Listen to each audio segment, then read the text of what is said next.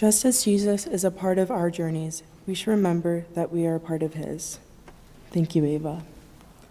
Good morning. For those of you who do not know who I am, my name is Zora Edwards.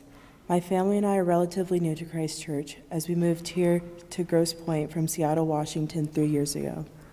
Christ Church has welcomed me and my family with open arms, and I'm honored and blessed to be here today speaking in front of you all. From today's reading, Matthew 28:16-20, Jesus reminds the disciples, "I'm with you always, to the end of the age." A couple moments ago, Ava asked, in a moment where you cannot see God, what comes next? As someone who's moved around quite a bit in almost 18 years, I never felt alone.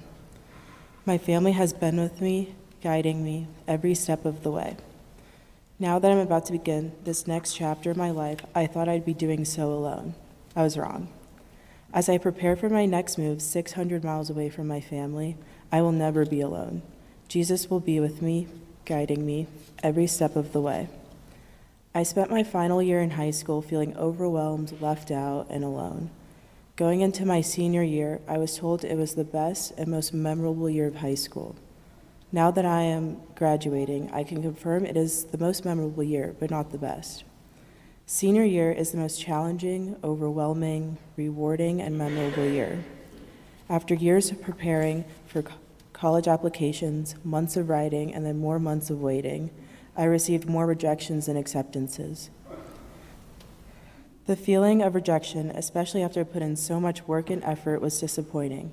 It felt as if all my classmates knew what their future looked like and where they would spend it but me. I started doubting myself, my years of preparation, and months of writing, and I hate to admit, I began to doubt God's plan for me.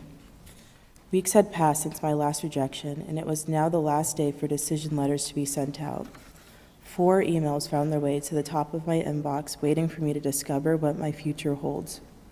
I opened the first 3 emails and carefully read them as each school regretted to inform me I would not be a part of their class of 2027.